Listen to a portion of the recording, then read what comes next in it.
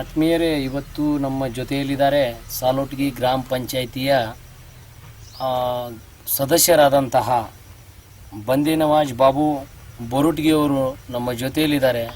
Politicians ಇನ್ ಇಂಡಿಯಾ.com ಹಾಗೂ national political ಮಾಧ್ಯಮದ ಪರವಾಗಿ ಸ್ವಾಗತ ಬಯಸುತ್ತೇನೆ ಸರ್ ತಮಗೆ. ನಮಸ್ತೆ ಸರ್. ತಾವು ರಾಜಕೀಯಕ್ಕೆ ಹೇಗೆ ಮತ್ತು ಯಾವಾಗ ಪ್ರವೇಶ ಮಾಡಿದ್ದೀರಾ? 2001ರಲ್ಲಿ ನಾವು ಬಂದಿದ್ದೀವಿ. ಹೇಗೆ ಪ್ರವೇಶ ಮಾಡಿದ್ದೀರಾ ತಾವು? ಈಗ ಹಿಂಗೆ ಜನರಿಂದ ಬೆಳೆದಿದೆ ಅಷ್ಟು. ಜನರ ಒಂದು ಸಪೋರ್ಟ್ ಮೇಲೆ ಜನರೆಲ್ಲರೂ ನೀವೇ ನಿಲ್ಲಬೇಕು ಅಂತ ಸಪೋರ್ಟ್ ಮಾಡಿದ ತಕ್ಷಣ ನಾವು ನಿಲ್ತೀವಿ ಅಷ್ಟೇ. ಮತ್ತೆ ಗ್ರಾಮ ಪಂಚಾಯತಿಗೆ ಆಯ್ಕೆ. ಸರ್, ಯಾವ ಉದ್ದೇಶದಿಂದ ನೀವು ರಾಜಕೀಯಕ್ಕೆ ಬಂದಿದ್ದೀರಾ? ಏನೋ ಒಂದು ರೈತರಿಗೆ ಒಳ್ಳೆಯದಲ್ಲಿ, ಜನರಿಗೆ ಸಾರ್ವಜನಿಕರಿಗೆ ಒಳ್ಳೆಯದಾಗಲಿ, ಶಾಲೆ ಕಾಲೇಜಲ್ಲಿ ಹೆಚ್ಚಿನ ಪ್ರಮಾಣದಲ್ಲಿ ಅಭಿವೃದ್ಧಿ ಆಗಲಿ, ಇವೆಲ್ಲ ಮತ್ತು ರೋಡ್ ರಸ್ತೆ ಯಾವುದೊಂದು ರೈತರಿಗೆ ಒಳ್ಳೆಯದಾಗಲಿ ಅನ್ನೋ ಭಾವದಿಂದ ನಿಂತಿದ್ದೀನಿ. ಸರ್, ತಮ್ಮ ರಾಜಕೀಯ ಗುರು ಯಾರಂತ ನೀವು ಭಾವಿಸ್ತೀರಾ? ಎಲ್ಲ ಸಾರ್ವಜನಿಕ ಗುರುಗಳೆಲ್ಲ, ಎಷ್ಟು ಮಂದಿ ವೋಟರ್ಸ್ ಅದಾರ, ಎಷ್ಟು ಮಂದಿ ಮತ ನೀಡಿದ್ದಾರೆ ಅಂದ್ರೆ ನಮಗೆ ಎಲ್ಲರೂ ನಮ್ಮ ಗುರುಗಳೇ ಅವರು. ಎಲ್ಲರೂ ನಿಮ್ಮ ಪಾಲಿಗೆ ದೇವರ. ಸರ್, ಈಗ ತಾವು ರಾಜಕೀಯಕ್ಕೆ ಬಂದ ನಂತರ ಯಾವ ಕೆಲಸಗಳನ್ನು ಮಾಡಿದ್ದೀರಾ ಸರ್ ತಾವು? ನಾವು ರೈತರಲ್ಲಿ ಈಗ ಸ್ವಲ್ಪ ನೀರಿದಾವಲ್ಲ ಬೋರಲ್ಲಿ, ಸ್ವಲ್ಪ ಕೃಷಿ ಹೊಂಡ ಆಯ್ತಾ. ಇನ್ನು ಕೆಲವೊಂದು ಮಣ್ಣಲ್ಲಿ ದೊಡ್ಡ ಒಂದು ಹಳ್ಳಿ ಇರ್ತದೆ, ಹಳ್ಳಿನಲ್ಲಿ ಮಣ್ಣು ಹರಿದು ಹೋಗ್ತೈತದೆ. ಅದಕ್ಕೊಂದು ಬಾಂದ್ರನ್ನು ಕಟ್ಟಿ ನೀರು ನಿಲ್ಲಿಸಿ ಅದೊಂದು ರೈತಿಗೆ ನೀರು ಒಂದು ಸ್ವಲ್ಪ ಭೂಮಿಯಲ್ಲಿ ಇಳಿದು ಬಾಯಿಗೆ ನೀರು ಆಗುವಂಥ ವ್ಯವಸ್ಥೆ ಕೂಡ ಮಾಡಿಕೊಟ್ಟಿದೆ ಇವಾಗಲೇ. ಮತ್ತು ಇನ್ನೊಂದು ಏನಂದ್ರೆ, ಈಗ ಇಲ್ಲಿ ಹಳ್ಳದಲ್ಲಿ ಒಂದು ದೊಡ್ಡ ಒಡ್ಡಲ್ಲಿ ಸ್ವಲ್ಪ ನೀರನ್ನು ಹರಿದು ಹೋಗ್ತಿತ್ತು, ಮಣ್ಣು ಹೋಗ್ತಿತ್ತು ಅಂದ್ರೆ ಅದಕ್ಕೆ ಸ್ವಲ್ಪ ಕಲ್ಲು ಹಚ್ಚಿ ಅದಕ್ಕೆ ಮಣ್ಣು ಹೋದಂಥ ಜವಾಬ್ದಾರಿನೂ ರೈತರಿಗೆ ಮಾಡಿಕೊಟ್ಟಿದ್ದೀವಿ ಇವಾಗ. ಅಂದರೆ ನೀರು ಅಲ್ಲಿ ಸ್ವಲ್ಪ ನಿಂತು ಹಿಂಗಬೇಕಷ್ಟೇ, ನೀರಿನ ಪಾತಳಿ ಹೆಚ್ಚಿಸಬೇಕಂತ ಉದ್ದೇಶದಿಂದ. ಮತ್ತೆ ಏನೇನು ಕೆಲಸ ಮಾಡಿದ್ದೀರಿ ಸರ್? ಮತ್ತಂದ್ರು ಈ ಸದ ಲೆವೆಲಿಂಗು, ಈಗ ಭೂಮಿಯಲ್ಲಿ ನೀರು ನಿಂದಿರ್ತಾ ಇಲ್ಲ. ಚಿಕ್ಕ ಹೆರಳದವರಲ್ಲಿ 5 ಎಕರೆಕ್ಕಿಂತ ಒಳಗಿದ್ದು ರೈತರು ಯಾರನ್ನೇ ಅವರು ಇವ್ರಂತಿಲ್ಲ, ಸ್ವಲ್ಪ ಅವ್ರು ಲೆವೆಲ್ ಮಾಡಿ ಕೊಡೋದು, ಲೇಬರ್ ಹಚ್ಕಿಸಿಂದ ಎಲ್ಲರಿಗೆ ಕೂಲಿಯವರಿಗೆ ಲೇಬರ್ ಹಚ್ಚಿ ಸೌಂಡ್ ಮಾಡೋದು, ಅವ್ರಿಗೆ ಕೂಡ ನಾವು ಆಸ್ಪತ್ರೆ ಮಾಡಿದ್ವಿ. ಸರ್, ಗ್ರಾಮೀಣ ಪ್ರದೇಶದಲ್ಲಿ ತಾವು ಏನು ಕೆಲಸ ಮಾಡಿದ್ದೀರಿ ನಿಮ್ಮ ವಾರ್ಡಿನಲ್ಲಿ ಅಥವಾ ಗ್ರಾಮದಲ್ಲಿ? ಕೆಲವೊಂದು ತೋಲಿ ಸಿಸಿ ರೋಡು, ಸೈಡಲ್ಲಿ ಚರಂಡಿ, ಗಟ್ಟರ್ ಇರ್ತಲ್ಲ, ಅವು ಗಟ್ಟರ್ ಕಟ್ಕೊಡುವಂಥ ವ್ಯವಸ್ಥೆ ಮಾಡಿದ್ವಿ ಎಲ್ಲರಿಗೆ. ಸಂಪೂರ್ಣ ನಿಮ್ಮ ವಾರ್ಡಿನಲ್ಲಿ ಆಗಿದೆ ಸರ್? ಸ್ವಲ್ಪ ಕಡಿಮೆ ಆಗಿದೆ ಸರ್. ಪಣೆಂಪನ್ ತಾಂಡ ಅಂತ ಆಗಿದೆ, ಇನ್ನು ಗಂಗನ್ ಮರಡಿ ಇನ್ನು ಶಿವನ್ ಮರಡಿ ಅಂತ 2 ವಾರ್ಡ್ ಇದೆ. 2 ವಾರ್ಡಲ್ಲಿ ಇನ್ನೂ ಆಗಿಲ್ಲ. ಅದು ಮಾಡಬೇಕಂತ ಹೇಳ್ತೇವೆ ಸರ್. ಇನ್ನೊಂದು, ಈಗ ತಾವು ರೈತರ ವಿಷಯದಲ್ಲಿ ಭಾಳ ಒತ್ತು ಕೊಡ್ತಾ ಇದ್ದೀರಿ. ಸೊ ಇನ್ನೂ ರೈತರ ಸಮಸ್ಯೆಗೋಸ್ಕರ ತಾವು ಏನೇನು ಒಂದು ವಿಚಾರವನ್ನು ನೀವು ಸರ್ಕಾರಕ್ಕೆ ಹೇಳಲು ಇಷ್ಟಪಡ್ತೀರಿ? ಸರ್ಕಾರಕ್ಕೆ ಹೇಳಕ್ಕೇನು ಸರ್, ಈಗ ಒಂದು ಬೈಕ್ ಚಾಯ್ ಅಂತ ತಯಾರು ಮಾಡ್ತಾರೆ ಅವ್ರ ಒಂದು ಕಂಪ್ನಿಯವರಲ್ಲಿ, ಫ್ಯಾಕ್ಟ್ರಿಯಲ್ಲಿ. ಅದಕ್ಕೊಂದು ಬೆಲೆ ಮಾಡ್ತಾರೆ ಅವರು, ಇದು 100 ರೂಪಾಯಿ ಅಂತೇಳಿ. ಇವತ್ತು ರೈತ ಯಾವುದು ಬೆಳೆದ್ರು ಅದಕ್ಕೆ ಬೆಲೆ ಇಲ್ಲ. 10,000 ರೂಪಾಯಿ ಸಾಮಾನು 100 ಬೇಡ್ತಾರೆ ಯಾರು. ಅವ್ರ ನಾವು ಒಂದು 100 ರೂಪಾಯಿ ನಾವು 90 ರೂಪಾಯಿ ಬೇಡಕ್ಕೆ ಸಿಕ್ಕಿಲ್ಲ ನಮ್ಮದು. ಅವ್ರ ಐಟಮ್ಗೆ ನಮ್ಮದು ಐಟಮ್ ಏನಿದೆ, ಈಗ ಒಂದು ನಿಂಬೆ ಹಣ್ಣು, ಈಗ ರೈತ ಇದಕ್ಕೆ 1 ರೂಪಾಯಿ ಬೆಲೆ ಮಾಡಿದ್ರೆ ಅದಕ್ಕೆ 10 ಪೈಸೆ 20 ಪೈಸೆ ಕೇಳ್ತಿದ್ದಾರೆ ಯಾರು? ವ್ಯಾಪಾರಸ್ಥರು. ಅದೇ ವ್ಯಾಪಾರಸ್ಥರು ಒಂದು ಏನೇ ಒಂದು ಚಾವಿಯಲ್ಲಿ ಒಂದು ಏನೇ ಒಂದು ಐಟಮ್ ಒಂದು ಫ್ಯಾಕ್ಟ್ರಿಯಲ್ಲಿ ಹೊರಗೆ ಬರಲಿ, ಅದಕ್ಕೆ ಎಷ್ಟು ಪ್ರಿಂಟ್ ಇದೆ ಅಷ್ಟು ಪ್ರಿಂಟ್ ಪ್ರಕಾರ ದುಡ್ಡು ಕೊಡಬೇಕಾಯ್ತು. ಇದಕ್ಕೆ ಯಾವ ಸರ್ಕಾರ ಬಂದರೂ ಯಾರು ಕೇಳ್ತಾರೆ? ಅಂದರೆ ನಿಮ್ಮ ಅನಿಸಿಕೆ, ಯಾವುದೇ ವಸ್ತು ಇರಲಿ MRP ರೇಟ್ ಹಾಕ್ತಾರೆ, ರೈತರಿಗೆ ಬೆಳೆದಂತ ಬೆಳೆಗಳಿಗೆ MRP ಇಲ್ಲ. ಅಲ್ಲಿ ಹೋಗಿ ನನ್ನ ಬೆಳೆಗೆ ಏನು ಬೆಲೆ ಕೊಡ್ತೀರಾ ಅಂತ ಇವರು ಕೇಳಬೇಕು. ಆ ಪರಿಸ್ಥಿತಿ, ರೈತವಾದ ಬೆಲೆ ಸ್ವೀಕಾರ ಇಲ್ಲ ಯಾವುದೇ ಅಲ್ಲಿ. ಒಟ್ಟೆ ಏನು ಫ್ಯಾಕ್ಟ್ರಿಯಲ್ಲಿ ಇವತ್ತು ಟೋಟಲಿ ಏನೇ ಇದ್ರು ಅದಕ್ಕೊಂದು ಫಸ್ಟ್ ನೀವು ಪ್ರಾಡಕ್ಟ್ ಮಾಡಿದ ತಕ್ಷಣ ಅದಕ್ಕೊಂದು ಇದಕ್ಕೊಂದು MRP ಹಾಕ್ಬಿಡ್ತಾರೆ. ರೈತರ MRP ಹಾಕೊಡಂಗಿಲ್ಲ. ಈಗ ತೊಗರಿ ಬೆಳೆ, ಈಗ ಒಂದು ಚೀಲ್ DAP ತಗೋಬೇಕು 800 ರಿಂದ 1000 ರೂಪಾಯಿ ರೇಟ್ ಇದೆ. 1 ಎಕರೆಗೆ ಗ್ರೇಟ್ 2 ರಿಂದ 3 ಚೀಲ DAP ಆಗ್ತದೆ. ಅದು ರೈತರದ್ದು ಎಲ್ಲ ಟೋಟಲ್ ತೆಗಿಲಿಕ್ಕಾಗಿ ಅದು ಕರೆಕ್ಟ್ ಎಲ್ಲ ಕೂಡ ಒಳ್ಳೇದು 200 ರಿಂದ 300 ರೂಪಾಯಿ. ಭಾಳ ಸೂಕ್ಷ್ಮವಾದ ವಿಚಾರ ಸರ್ ನಮ್ಮದು. ಯಾಕಂದರೆ ಒಂದು ಪೆನ್ನಿನ ಬೆಲೆ ನಿಗದಿ ಪಡಿತಾರೆ, ಒಂದು ಪೆನ್ಸಿಲಿನ ಬೆಲೆ ನಿಗದಿ ಪಡಿತಾರೆ. ಆದರೆ ರೈತ ಬೆಳೆತಕ್ಕಂಥ ಒಂದು ಬೆಳೆಗಳ ಬೆಲೆಯನ್ನು ಬಹಳ ಕುಸಿದ ರೀತಿಯಲ್ಲಿ ಕೇಳ್ತಾರೆ. ಅಂದರೆ ಭಾಳ ಒಂದು ಕೆಟ್ಟ ಒಂದು ವಿಷಯ ಅಂತ ಅಂತೀವಿ. ಈಗ ತಾವು ಈ ಕಬ್ಬಿಗೆ ಏನು ಬೆಲೆ ಕೊಡ್ತಾ ಇದ್ದಾರೆ ಸರ್ಕಾರ, ಇದರಿಂದ ತಾವು ತೃಪ್ತಿ ಇದ್ದೀರಾ? ತೃಪ್ತಿ ಏನಿದೆ ಸರ್ ಇದರಲ್ಲಿ? ಎಷ್ಟು ದಿವಸ ಸ್ಟ್ರೈಕ್ ಮಾಡಿದ್ರು, ಎಷ್ಟು ಮಂದಿ ಕುಂತರು, ಏನು ಗೌರ್ಮೆಂಟ್ ಕೊಡ್ತಾರೆ 2500 ಮಾಡ್ತಂತಾರೆ, ಇನ್ನೂ 1800 ರೇಟ್ ಕೊಡ್ತಾರೆ. ಏನು ಪರವಡಿಸ್ತದೆ ಈಗಿನಲ್ಲಿ? ಏನು ಒಂದು ಲೈನ್ ಪೂರೈಕೆ ಇಲ್ಲ. ಈಗ ಏನು ಫ್ರೀ ವಿದ್ಯುತ್ ಅಂತ ಹೇಳ್ತಾರೆ, ಒಂದು ಏನೇ ಒಂದು 2-3 ದಿವಸ ಲೈನ್ ಫಾಲ್ಟ್ ಅವ್ರು ಯಾರು ಲೈನ್ ಬಂದು ಲೈನ್ ಚೆಕ್ ಮಾಡ್ತಾ ಇಲ್ಲ. ಏನು ಎಲ್ಲ ತೊಂದರೆ ಭಾಳ ಇದೆ ಕರೆಂಟ್ದು. ಎಲ್ಲ ಈಗ ಹೇಳಿದ್ರೆ ಎಷ್ಟೋ ಮಂದಿ ಲೈನ್ ಕರೆಕ್ಟ್ ಪೂರೈಕೆ ಮಾಡತ್ತೇವೆ ಅಂತೇಳಿ ಛತ್ತೀಸ್ಗಢ ಲೈನ್ ಮಾಡ್ತು ಅಂತ ಎಲ್ಲರೂ ಹೇಳುವಾದ್ರು, ಯಾರು ಮಾಡಿಲ್ಲ ಇನ್ನೂರು.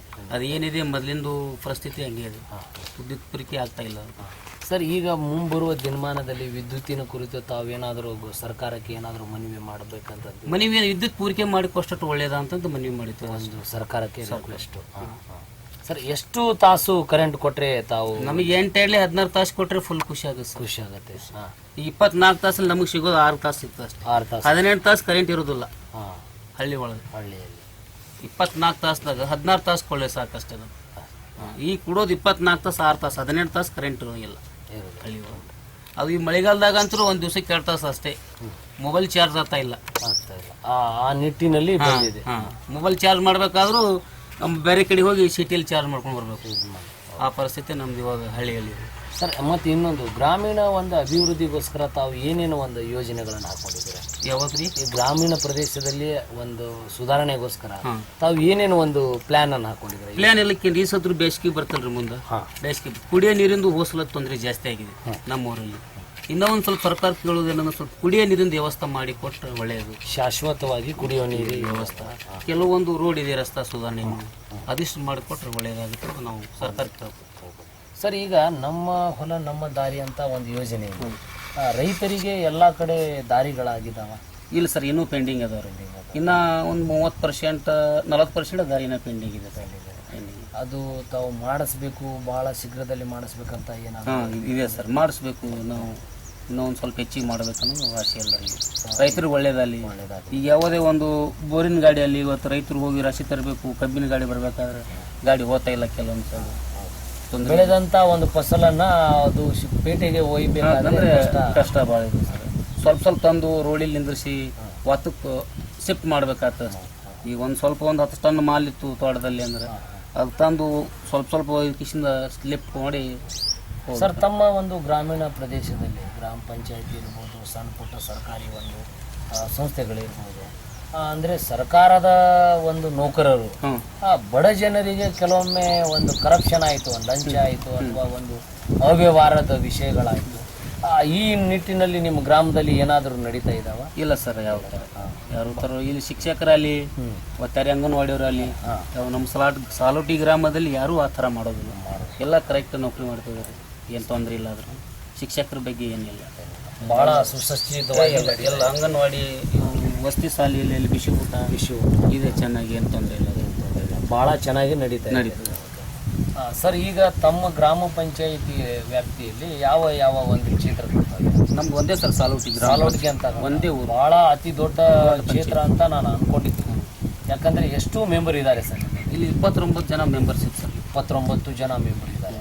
ಅತಿ ದೊಡ್ಡ ಪಂಚಾಯತ್. ಬಿಜಾಪುರ ಜಿಲ್ಲೆಯಲ್ಲೇ 2ನೇ ಸ್ಥಾನದಲ್ಲಿ ಸಾಲೋಟಿ ಗ್ರಾಮ ಪಂಚಾಯತ್. ಭಾಳ ಖುಷಿ ವಿಷಯ. ಆಮೇಲೆ ಇನ್ನೊಂದು ಸರಿ, ಈಗ ಬರುವಂಥ ಒಂದು ಲೋಕಸಭಾ ಚುನಾವಣೆ ಬರ್ತಾ ಇದೆ. ಒಂದು ಕಡೆ BJP ಕಾಂಗ್ರೆಸ್ಸು ಆ ಥರದ್ದು ಒಂದು ಪೈಪೋಟಿ ನಡೀತಾ ಇದೆ, ಒಂದು MP ಇಲೆಕ್ಷನ್ಗೋಸ್ಕರ. ಈ ಇಲೆಕ್ಷನ್ಗೋಸ್ಕರ ತಮ್ಮ ಅಭಿಪ್ರಾಯ ಏನಿದೆ ಸರ್? ಏನು ಸರ್, ಈಗ 60 ವರ್ಷ ಆಯಿತು ಕಾಂಗ್ರೆಸ್ ಅವರು ಆಗ್ತದ್ರಿ. ಏನು ಪೂರೈಕೆ ಅನ್ನೋದು ಗೊತ್ತಿಲ್ಲ. ಈಗ ಏನು ವಿದ್ಯುತ್ ಪೂರೈಕೆ ಇಲ್ಲ, ರಸ್ತೆ ಸರಿಯಾಗಿ ಸುಧಾರಣೆ ಮಾಡ್ತಾ ಇಲ್ಲ. ಇಲ್ಲಿ ಇಂಡಿಶಿಂದಿಗೆ ಹೋಗ್ಬೇಕಾದ್ರೆ ಕನಿಷ್ಠ 50 ಕಿಲೋಮೀಟರ್ ಇದೆ, 3-4 ತಾಸು ಹೋಗ್ಬೇಕು. ಅಷ್ಟು ರೋಡ್ ಬೇಕಾದ್ರೆ ಈಗ BJP ಅವರು ಕೊಟ್ಟರು ಮಾಡ್ತಾರೆ, ನಮ್ಗೆ ಏನು ಗ್ಯಾರಂಟಿ ಅನ್ಸಲ್ಲ. ನಾವು ಏನು ಮಾಡಬೇಕು ತಿಳಿಲಾರ್ದಂಗೆ. ಈ ಥರ ಕಾಂಗ್ರೆಸ್ ನಾವು ಆದ್ರೂ ರಾಜಕೀಯ ಲೀಡರು ಎಲ್ಲ ಹಿಂಗೆ ಹೇಳಿದ್ರೆ ನಡೆಯಂಗಿಲ್ಲ.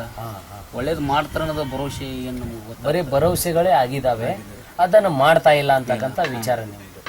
ಸರ್, ಈಗ ಬರೋ ದಿನಮಾನದಲ್ಲಿ ಯಾವುದು ಸರ್ಕಾರ ಆಗ್ಬೋದು ಅಂತ ಅಂತೀರ? ನಮ್ಮದು ಅಂತೆಲ್ಲ ಎಲ್ಲ ಜಾಸ್ತಿ ಈಗ 70% ಅಭಿಪ್ರಾಯ ಅಂತೂ BJP ಮಾಡ್ಬೇಕನ್ನೋದು ನಮ್ಮ ದೇಶದಲ್ಲಿ ಎಲ್ಲರಿಗೂ ಇದೆ. ನಮಗೂ ಕೂಡ ಅವರು ಏನು ದೇಶದಲ್ಲಿ ಎಲ್ಲರೂ ಕೂಡ ಏನು ಜನರ ಜೊತೆ ಜಾತ್ರೆ ಮಾಡುವುದು. ಈಗ ಸರ್, ಈ ಥರ ನಮ್ಮದು ಒಂದು ಆನ್ಲೈನ್ ಮಾಧ್ಯಮ ಇದೆ. ಈ ನಮ್ಮ ಮಾಧ್ಯಮ ಕುರಿತು ತಮ್ಮ ಏನು ಅನಿಸಿಕೆ ಇದೆ ಸರ್? ಇಲ್ಲ, ಚಲೋ ಒಳ್ಳೇದಿದೆ. ಯಾವ ರೀತಿ ಒಳ್ಳೇದಂತೀರಾ ನೀವು? ಇಲ್ಲ, ಇದೆಲ್ಲ ಏನದ ರೈತರ ಬಗ್ಗೆ ಕಷ್ಟ ಏನದಂತ ಇಲ್ಲಿ ತನಕ ಬಂದಿರಲ್ಲ, ಇದೇನೋ ಒಂದು ಒಳ್ಳೇದಂತ ನಮ್ಗೆ. ಯಾಕಂದರೆ ನೇರವಾಗಿ ನಿಮ್ಮ ವಿಷಯವನ್ನು ಸರ್ಕಾರ ನಮ್ಮ ತೋಟದಲ್ಲಿ ಬಂದು ಇಷ್ಟೆಲ್ಲ ವಿಡಿಯೋ ಮಾಡ್ಕೊಂಡು ಏನದ ಪರಿಸ್ಥಿತಿ ಅನ್ನೋದು ಗೊತ್ತಾಗೋದು ಬಂದಾಗೆಲ್ಲ ಸರ್ಕಾರದವ್ರ ಮ್ಯಾಗ ಕೂತರು ಗೊತ್ತಾಗೋದು. ಇಲ್ಲಿ ಬಂದರೆ ಗೊತ್ತಾಗುತ್ತೆ. ಅಂದರೆ ಹಳ್ಳಿಯ ವಿಷಯವನ್ನು ದಿಲ್ಲಿವರೆಗೆ ಗೊತ್ತು. ನಮ್ಮ ದೇಶದ ಸಮಗ್ರವಾದಂಥ ವಿಷಯವನ್ನು ಒಂದು ಚರ್ಚೆ ಮುಖಾಂತರ ಮಾಧ್ಯಮ ಮುಖಾಂತರ ತೋರಿಸ್ಕೊಡ್ತಾರೆ. Thank you sir. ಇನ್ನೊಂದು ಕೊನೆಯದಾಗಿ ಒಂದು ಪ್ರಶ್ನೆ ಕೇಳ್ತೀನಿ ನಿಮಗೆ. ಇವತ್ತಿನ ಮಕ್ಕಳು ನಾಳೆ ನಾಡನ್ನು ಕಟ್ಟುವಂಥ ಒಂದು ನಾಗರಿಕರಾಗ್ತಾರೆ. ಯುವ ಜನರಿಗೆ ನಮ್ಮ ಮಾಧ್ಯಮದ ಮುಖಾಂತರ ತಾವು ಯಾವ ಒಂದು ಸಂದೇಶನ ಹೇಳಲು ಇಷ್ಟಪಡ್ತೀರಾ? ಇಲ್ಲ, ಒಳ್ಳೆಯವರು ಅಲ್ಲಿ ಒಳ್ಳೆಯದು ಬಯಸಬೇಕಂತ, ಒಳ್ಳೆಯ ಶಿಕ್ಷಣ ಪಡೀಲಿ, ಶಾಲೆ ಕಾಲೇಜುಗಳಲ್ಲಿ ಮುಂದೆ ಹೋಗಬೇಕು ಅಂತ ನಾನೊಂದು ಆಸೆ ಪಡ್ತೀನಿ. ಒಳ್ಳೆಯ ಒಂದು ಸರ್ಕಾರ ನಿರ್ಮಾಣ ಮಾಡಬೇಕು ಅಂತಕ್ಕಂಥ ಒಂದು ವಿಚಾರ. ಸರ್, ತಾವು ಇಷ್ಟೊತ್ತವರೆಗೆ ಒಳ್ಳೆ ತಮ್ಮ ಮುಗ್ಧ ಮನಸ್ಸಿನಿಂದ ತಮ್ಮ ಮನಸ್ಸಿನಲ್ಲಿರುವಂಥ ಒಂದು ವಿಷಯವನ್ನು ಬಹಳ ನೇರವಾಗಿ ನಮ್ಮ ಜೊತೆಗೆ ಹಂಚ್ಕೊಂಡಿದ್ದೀರಾ. ತಮ್ಮ ಈ ವಿಚಾರಗಳು, ತಮ್ಮ ಈ ಯೋಜನೆಗಳು ಸಮಸ್ತ ನಮ್ಮ ಭಾರತದ ಎಲ್ಲ ಜನರ ಕಿವಿಗೆ ಮುಟ್ಟಲಿ, ನಿಮ್ಮ ವಿಷಯವು ಎಲ್ಲರಿಗೂ ತಿಳಿಯಲಿ, ಸರ್ಕಾರವು ಕೂಡ ನಿಮ್ಮ ವಿಷಯಗಳಿಗೆ ಸ್ಪಂದಿಸಲಿ ಅಂತ ನಾನು ಹೇಳ್ತಾ ನಮ್ಮ ಮಾಧ್ಯಮದ ಮುಖಾಂತರ politiciansinIndia.com ಮತ್ತು ನ್ಯಾಷನಲ್ ಪೊಲಿಟಿಕಲ್ ಮಾಧ್ಯಮದ ಮುಖಾಂತರ ಧನ್ಯವಾದ ಹೇಳ್ತೀನಿ.